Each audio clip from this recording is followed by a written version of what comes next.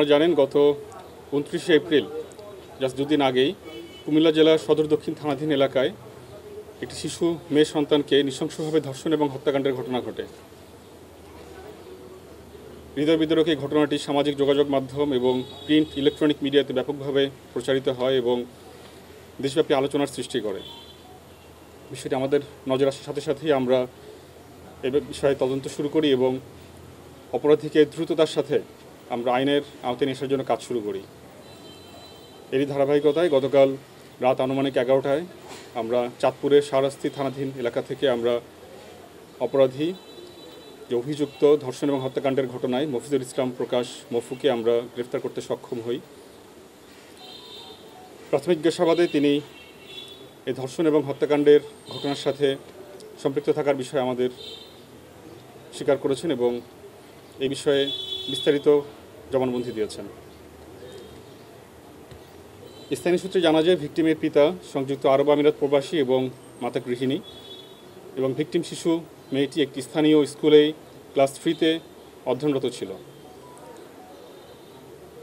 এই গ্রীষ্মের এই তাপদাহে স্কুলের সময় সকাল 7টা থেকে 10টা পর্যন্ত ছিল এবং ওই দিন সকালে মেয়েটি স্কুলে যায়।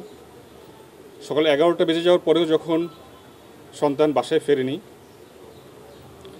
তখন মা চিন্তিত হয়ে পড়ে এবং মেয়ের খোঁজে বের হয়ে যায়। রাস্তায় কোথাও না পেয়ে মা সন্তানের খোঁজে স্কুলে চলে যায় এবং শিক্ষকদের জিজ্ঞাসাবাদে তিনি জানেন তার মেয়ে চলে গিয়েছে 10টার পরেই। মা বাসায় ফেরত আসেন এবং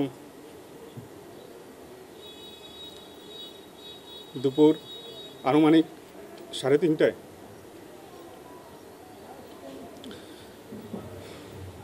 জনৈক ব্যক্তি জানান তার মেয়ের লাশ পাওয়া গিয়েছে একটি ধানের জমিতে। মা দ্রুততার সাথে ছুটে যান এবং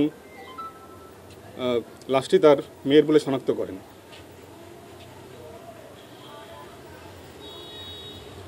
এ সময় জনৈক ব্যক্তি জানান যে তিনি অভিযুক্ত মফিজুল ইসলাম প্রকাশ বা মফুকে তিনি সকাল 11টার দিকে এই বাঁশঝাড়ের ভিতর থেকে দ্রুততার সাথে বের হয়ে যেতে দেখেছেন।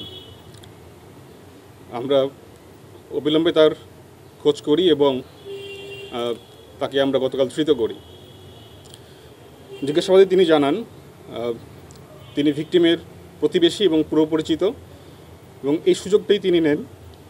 তিনি জানতেন কোন সময় স্কুল থেকে মেয়েটি ফিরে আসবে। তিনি রাস্তার পাশেই ছিলেন এবং ফেরত আসার পথে আনুমানিক 11:15টার দিকে তিনি মেয়েটিকে তুলে নির্জন স্থানে নিয়ে যান এবং পাশবিক নির্যাতন করেন।